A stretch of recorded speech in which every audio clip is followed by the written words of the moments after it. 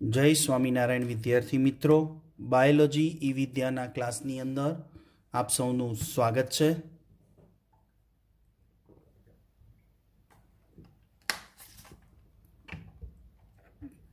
अगियार science chapter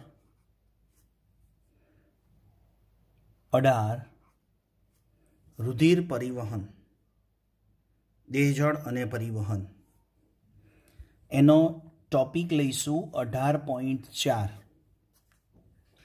वच्चेना बे topic छे, एने समझता पहला आ टॉपिक ने पहला समझाई दईए अने आ समझवो पहला जरूरी है कि जेथी आना पहलाना टॉपिक में तमने ख्याल आवे। 18.3 नामनो टॉपिक है, पण 18.4 नो एटला माटे लीधो कि पहला आने समझीशुं, पछी आनी आगळना टॉपिक ने एटले के आना पहलाना टॉपिक ने, जेथी आपणने एकदम सरस रीते समझाई जाए। आजना आ टॉपिक ने समझीशुं बेवडू परिवहन, डबल सर्क्युलेशन। जो बेवडू परिवहन है, बेवडू फलन नहीं। आगळना चैप्टर नंबर 2 12 साइंस नी अंदर बेवडू फलन पण आवे अने आ बेवडू परिवहन छे, डबल सर्क्युलेशन। शुं छे आमां डबल सर्क्युलेशन नी अंदर? अथवा तो प्रश्न पूछाय आपणने कि मानव में रुधिर परिवहन समझावो, एटले के मनुष्यनी अंदर ब्लड सर्क्युलेशन केवी रीते थाय छे। तो रुधिर परिवहन तंत्र में एक हृदय, बे रुधिर अने 3 रुधिर वाहिनीओ, आ 3 वस्तु जोड़ाय। हृदय, रुधिर अने रुधिर वाहिनीओ, आनाथी कम्प्लीटली संपूर्ण परिवहन तंत्र समझी शकाय। रुधिर विशे समझ आपणने ख्याल आवी गयो। हृदयना अंदर एटले के हृदयनी आंतरिक रचना विशे आपणे समझ लीधी अने एने वहन करनारी रुधिर वाहिनीओ जे धमनी अने शीरा, एનું डिटेलिंग આપણે આના પછી લઈએ છીએ, એટલે કે નેક્સ્ટ ટોપિકમાં। હવે रुधिर परिवहनના કેટલાક રૂટ છે।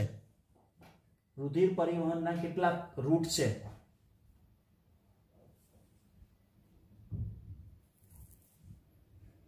तो रुधिर परिवहन ना 2 प्रकार है।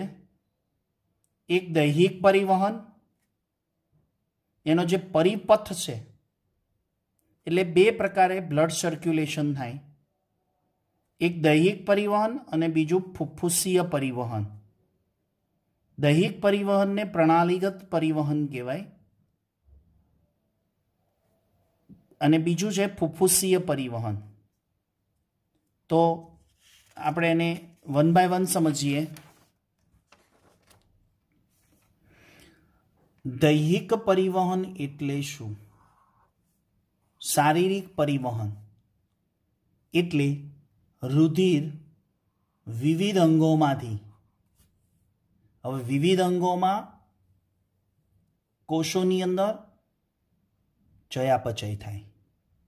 चयापचय थाय एटले CO2 उत्पन्न थाय, एटले ए CO2 युक्त रुधिर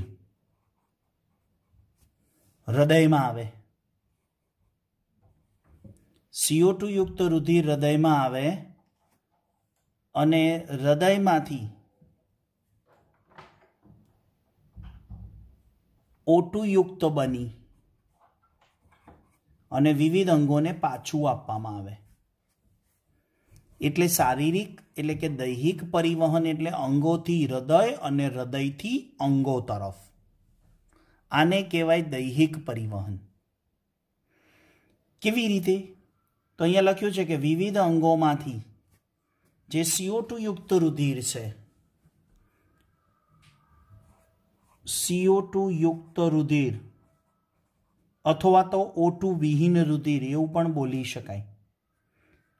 जे विविध अंगोमांथी कलेक्शन थाय, सिरिकाओ, सीराओ अने महाशिरा, विविध अंगोमांथी CO2 युक्त रुधिर सिरिकाओ, सीरा, महाशिरा कलेक्शन करे। એટલે સિરિકામાંથી શીરામાં આવે, શીરામાંથી મહાશિરામાં આવે અને મહાશિરામાંથી રુધિર હૃદયમાં જાય। એ હૃદયમાંથી O2 યુક્ત બની, જો કે ફેફસા વડે ઓક્સિજન ગ્રહણ થાય અને ફેફસામાં થઈને હૃદય આવે, પણ આપણે દૈહિક પરિવહન જોઈએ તો અંગોમાંથી હૃદયમાં અને હૃદયમાંથી પાછું અંગોમાં, એટલે વિવિધ અંગોમાંથી કલેક્શન થાય। કયું રુધિર કલેક્શન થાય? CO2 યુક્ત રુધિરનું કલેક્શન થાય। CO2 યુક્ત રુધિર એકઠું થઈ શિરાઓ વડે હૃદયમાં ઠલવાય અને હૃદયમાંથી ધમની, મહાધમની, ધમની અને ધમનિકાઓ વડે પાછું અંગોમાં વહન થાય। એટલે કે શિરાઓ વડે CO2 યુક્ત રુધિર કલેક્શન થઈ હૃદયમાં આવે અને હૃદયમાં ઓક્સિજન યુક્ત રુધિર ધમની, મહાધમની, ધમની અને ધમનિકાઓ વડે વિવિધ અંગોમાં મોકલે। આ રીતે અંગોથી હૃદય અને હૃદયથી અંગો તરફ રુધિરનું વહન થાય, એને દૈહિક પરિવહન કહેવાય। જ્યારે સેકન્ડ છે ફુફ્ફુસીય પરિવહન। ફુફ્ફુસીય પરિવહન એટલે હૃદયમાંથી ફેફસામાં,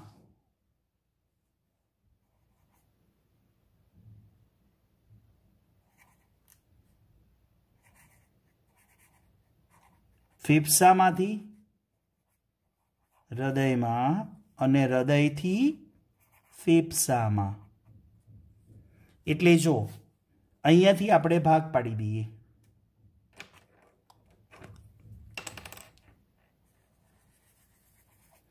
તો આ પરિવહન થયું દૈહિક પરિવહન અને આ થયું ફુફ્ફુસીય પરિવહન। આખું સર્ક્યુલેશન જ છે હાર્ટની અંદર।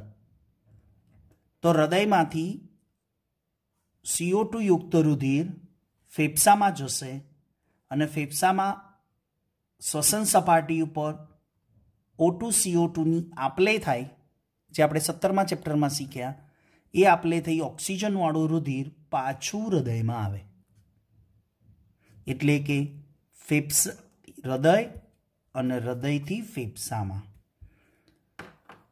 આમ જોવા જાવ તો આખું પરિવહન એક જ હોય, પણ આપણે બે ભાગમાં વહેંચી કાઢ્યું।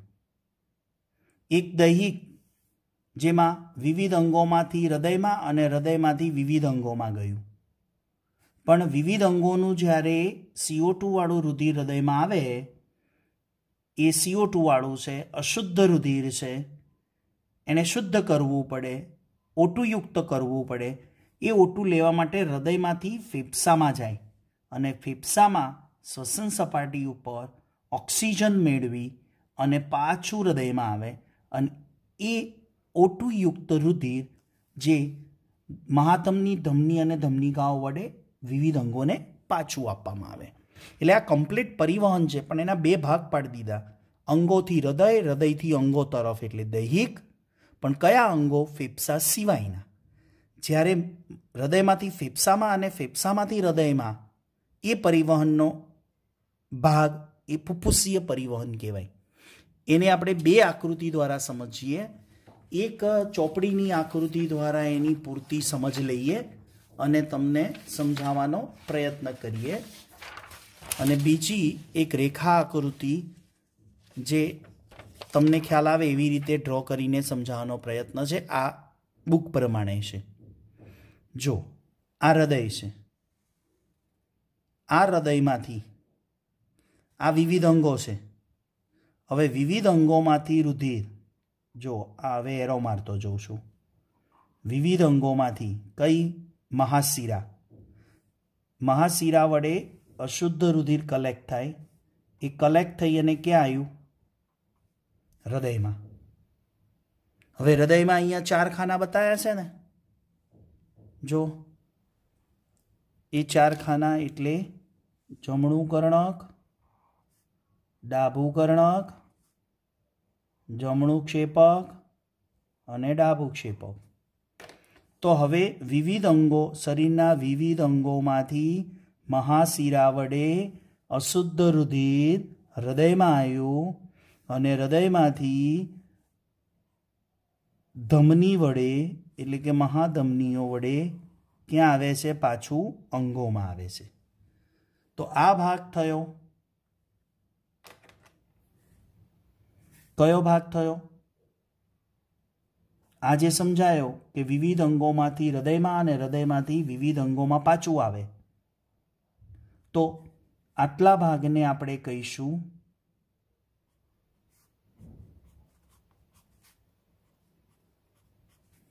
ફુફુસીય પરિવહન. નંબર 1 જે શીખવાડ્યું એ. હવે દૈહિક પરિવહન, જે નંબર 1માં તમને દૈહિક પરિવહન શીખવાડ્યું તે. હવે 2 નંબર જે ફુફુસીય પરિવહન, ફુફુસીય અભિસરણ, હૃદયમાંથી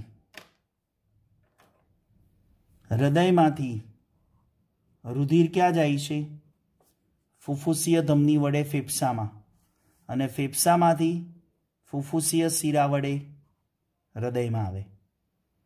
તો આ જે ફુફુસીય ધમની છે એ CO2 યુક્ત રુધિર હોય, અને આ ફુફુસીય શિરા છે એમાં O2 યુક્ત રુધિર હોય. યાદ રાખજો, સમગ્ર બોડીની અંદર, મનુષ્યની સમગ્ર બોડીમાં ધમનીઓ વડે હંમેશા શુદ્ધ જ રુધિર વહન થાય.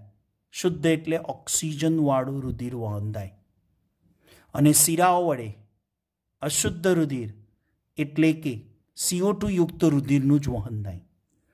પણ આ ફુફુસીય ધમની અપવાદ છે.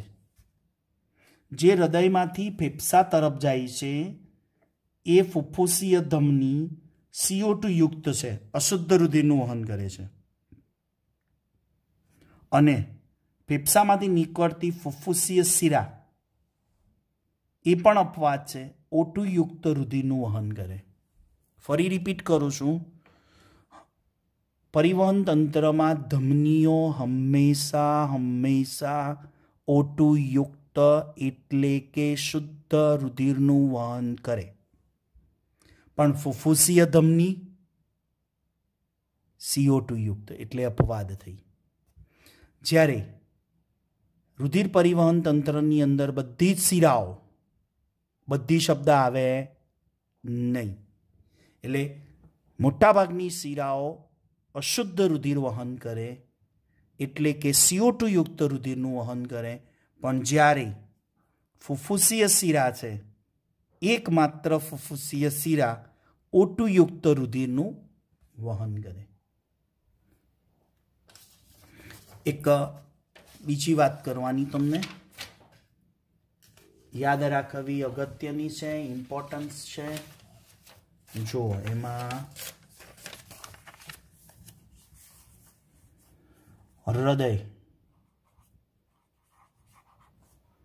હૃદયમાંથી ફુફુસ ધમની,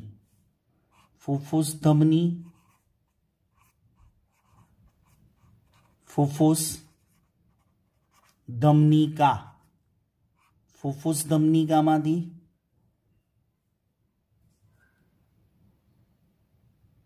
રુધિર કેશિકા, ફુફુસ રુધિર કેશિકા, જે ફેફસામાં આવે, જે વાયુકોષ્ઠોની સપાટી ઉપર જાળ બનાવે, અને ત્યાંથી રુધિર કેશિકા, ફુફુસીય રુધિર કેશિકા, ફુફુસીય શિરિકા અને ફુફુસ શિરા. તો આ થયું હૃદયમાંથી CO2 યુક્ત રુધિર આ રૂટમાં જાય, ફેફસામાં આવે, અને ફેફસામાં લાખો વાયુકોષ્ઠોની સપાટી ઉપર એક જાળ બનાવે અને ત્યાં O2 CO2ની આપલે થઈ અને ત્યાંથી આ શીરા શિરિકા અને શીરા વડે પાછું હૃદયમાં આવે, જે કયું રુધિર કહેવાય? O2 યુક્ત. તો આ બે અપવાદ યાદ રાખજો, ફુફ્ફુસ ધમનીમાં CO2 યુક્ત અને ફુફ્ફુસ શિરામાં O2 યુક્ત. ક્લિયર? તો આ અગત્યની ઇમ્પોર્ટન્સ યાદ રાખવાનું છે, બોડીમાં કઈ ધમની અપવાદ છે અને કઈ શિરા અપવાદ છે. ચલો ત્યારે આગળ વાત કરીએ છીએ એક બીજા પરિવહન તંત્ર, જે આપણે દૈહિક અને ફુફ્ફુસીય, પણ બીજા એક રેખા આકૃતિ દ્વારા આ મોડેલ બનાવ્યું છે, જેના દ્વારા તમને ખ્યાલ આવે. સંપૂર્ણ પેજ આવી ગયું. ઓકે, આ દ્વારા તમને સમજાવવાનો પ્રયત્ન કરું છું. રુધિર પરિવહન. તો જુઓ, અહીંયા સમગ્ર આકૃતિમાં હૃદય બતાવવાનો પ્રયત્ન કર્યો છે. એક રેખા આકૃતિ જ કહેવાય, જે આપણને વધુ સારો કોન્સેપ્ટ ક્લિયર કરે. આ હૃદય છે. હૃદયના 4 ખાના: જમણું કર્ણક, ડાબું કર્ણક, જમણું ક્ષેપક, ડાબું ક્ષેપક, રાઈટ આર્ટિયમ, લેફ્ટ આર્ટિયમ, રાઈટ વેન્ટ્રિક્યુલર, લેફ્ટ વેન્ટ્રિક્યુલર. આ ફેફસા છે, રાઈટ લંગ એટલે જમણા ફેફસા, અને આ ડાબા ફેફસા એટલે લેફ્ટ લંગ. હવે બરાબર ધ્યાન આપજો, આખો રૂટ સમજાવું છું. હમણાં કીધું વિવિધ અંગો, એટલે કે વિવિધ અંગો દ્વારા શિરાઓ. તો પશ્વ મહાશિરા અને અગ્ર મહાશિરા. પશ્વ મહાશિરા અને અગ્ર મહાશિરા, સમગ્ર રૂટ સમજો આખો. અગ્ર મહાશિરા અને પશ્વ મહાશિરા CO2 યુક્ત રુધિર કલેક્ટ કરી અને ક્યાં ઠાલવે છે? જમણા કર્ણકમાં. હવે જમણા કર્ણકમાંથી રુધિર ત્રિદલ વાલ્વ ખુલે. કયો? ત્રિદલ એટલે જમણો એવી વાલ્વ ખુલે એટલે રુધિર ક્યાં આવ્યું? જમણા ક્ષેપકમાં.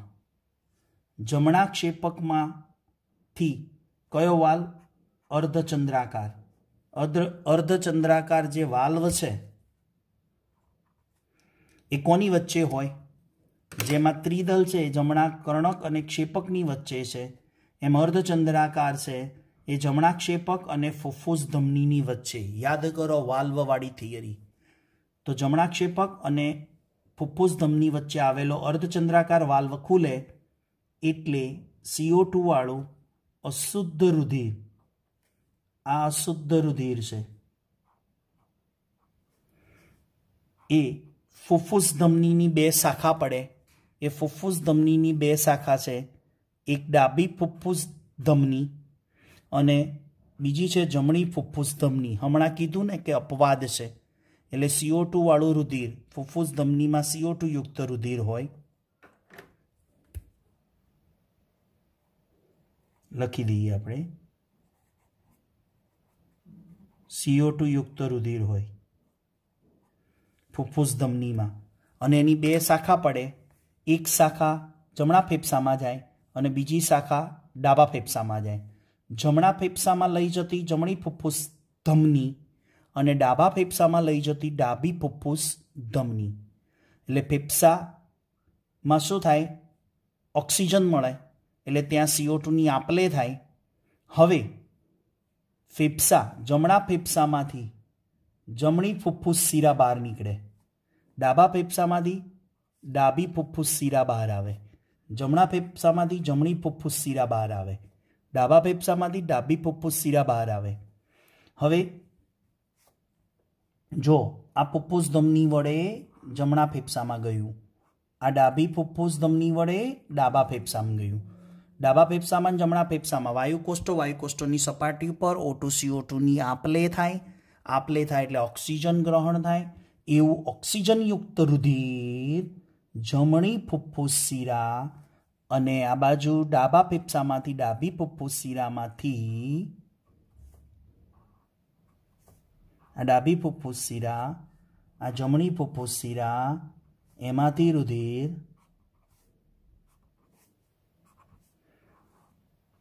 ક્યાં આવે? ડાબા કર્ણકમાં આવ્યું.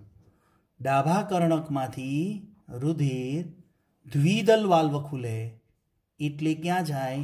ડાબા ક્ષેપકમાં. અને ડાબા ક્ષેપકમાંથી અર્ધચંદ્રાકાર વાલ્વ ખુલે. ડાબા ક્ષેપક અને મહાધમનીની વચ્ચે કયો વાલ્વ છે? અર્ધચંદ્રાકાર, એટલે કે ડાબો અર્ધચંદ્રાકાર. અહીંયા કયું રુધિર હોય? ફેફસામાં થઈને આવ્યું છે એટલે O2 યુક્ત રુધિર હોય. આવું O2 યુક્ત રુધિર આ મહાધમની છે, એ મહાધમનીમાં થઈ અને વિવિધ અંગોને પહોંચાડવામાં આવે. મૂત્રપિંડ, પાચનમાર્ગ, વિવિધ અંગો જેમાં ફેફસા ના હોય. તો આ એક રેખા આકૃતિ દ્વારા તમને સમજાવવાનો પ્રયત્ન કર્યો. આ પણ એક યાદ રાખવાની એક અલગ ટેકનિક છે જેના દ્વારા તમે સમજી શકો છો. આખો રૂટ એકવાર રિવાઇન્ડ કરીને સમજજો. સાથે સાથે એક આવો ચાર્ટ તમારી નોટ્સની અંદર દોરી અને જાતે પરિવહન સ્કેચ પેન અથવા પેનથી દોરી અને તમે એને પરિવહન સમજવાનો પ્રયત્ન કરજો. તો એકવાર આખી ક્લિયરિટી આવશે કે કેવી રીતે રુધિરનું પરિવહન કયા ખંડમાંથી કયા ખંડમાં જાય છે. જો શિરાઓએ ક્યાં ઠાલવ્યું? જમણા કર્ણકમાં. જમણા કર્ણકમાંથી ક્યાં આવ્યું? જમણા ક્ષેપકમાં. જમણા ક્ષેપકમાંથી ક્યાં ગયું? ફુફ્ફુસ ધમની વડે ફેફસામાં. ફેફસામાંથી ક્યાં આવ્યું? શિરાઓ વડે ક્યાં આવ્યું? ડાબા કર્ણકમાં. ડાબા કર્ણકમાંથી વાલ્વ ખુલે એટલે ડાબા ક્ષેપકમાં આવે. ડાબા ક્ષેપકમાંથી ક્યાં જાય? મહાધમની વડે વિવિધ અંગોને પહોંચ્યું. તો આ થયું દૈહિક પરિવહન અને 2 ફુફ્ફુસ અભિસરણ. આ બંને પરિવહન સિવાય અન્ય એક પરિવહન છે જેની વાત સમજી લઈએ આપણે. થોડોક વિડીયો લાંબો બનશે આમાં. અન્ય 2 વિશિષ્ટ પરિવહન તંત્રો છે જેમાં એક છે યકૃત નિવાહિકા શિરાતંત્ર. આ યકૃત નિવાહિકા શિરાતંત્ર કોની વચ્ચે છે? રુધિર પરિવહન છે. પાચન માર્ગ અને યકૃતની વચ્ચે રુધિર પરિવહન થાય છે. એટલે કેવી રીતે?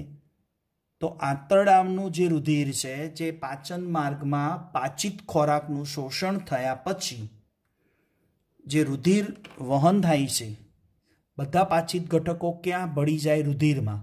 હવે એવા રુધિરમાં પાચિત ઘટકોની સાથે સાથે કેટલાક પાચનમાં આવેલા ઝેરી વિષકારી દ્રવ્યો છે. એ ઝેરી પાચન માર્ગમાં આવેલા ખોરાકમાં આવેલા ઝેરી અને વિષકારક દ્રવ્યોને સીધા હૃદયમાં ન મોકલાય. એટલે આંતરડામાંથી રુધિર યકૃત નિવાહિકા શિરા વડે યકૃતમાં લાવવામાં આવે. એટલે હૃદયમાં મોકલતા પહેલાં પાચન માર્ગના રુધિરને હૃદયમાં મોકલતા પહેલાં યકૃતમાંથી પસાર કરવું પડે. યકૃતમાંથી પસાર કરવાથી શું થશે?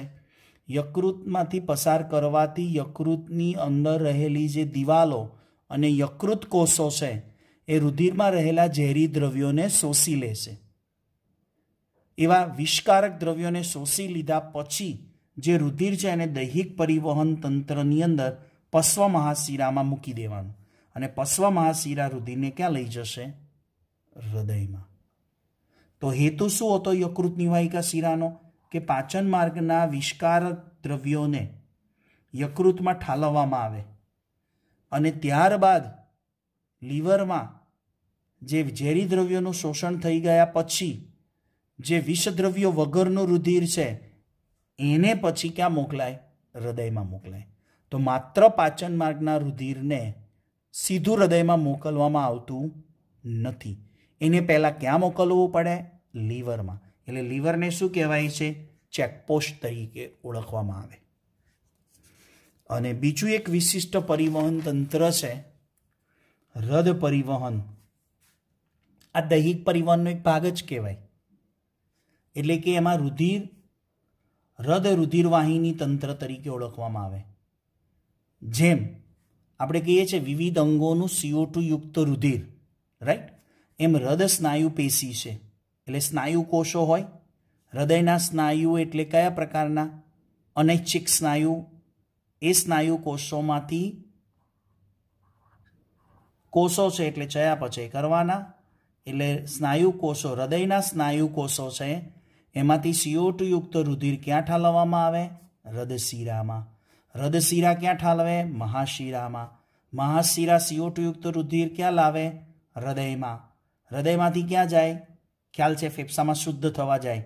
અને પછી મહાધમનીમાંની એક શાખા હૃદધમની, અને રબ્ધધમની દ્વારા O2 યુક્ત રુધિર સ્નાયુ કોષોને આપવામાં આવે.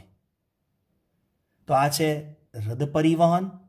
અલગથી હૃદયની દિવાલોની અંદર રુધિર પહોંચાડવાનું છે અને CO2 વાળું કલેક્શન પણ કરવાનું છે. તો આ થયું માનવીમાં બેવડું પરિવહન અથવા માનવીમાં રુધિર પરિવહનનો એક માર્ગ છે જેને સમજવો અગત્યનો છે. પણ આખું સમગ્ર પરિવહન કોના વડે થાય? જેમ કે કર્ણકો સંકોચન થાય, ઉપરના બે ખાના સંકોચાય તો કર્ણકોનું રુધિર ક્ષેપકોમાં ઠલવાય ને, અને ક્ષેપકોનું આગળ ધમનીઓમાં જાય ને. તો આ બધી સિસ્ટમ હવે પછીના નેક્સ્ટ લેક્ચરમાં જોઈશું, જેને કંટ્રોલિંગ કરવાવાળી બે સ્વિચો આવેલી છે. એ સ્વિચ ચાલુ થાય ત્યારે હૃદય ધબકવાનું ચાલુ થાય. તો આવતા વિડીયો લેક્ચર સુધી સૌ વિદ્યાર્થી મિત્રોને HP સરના જય સ્વામિનારાયણ.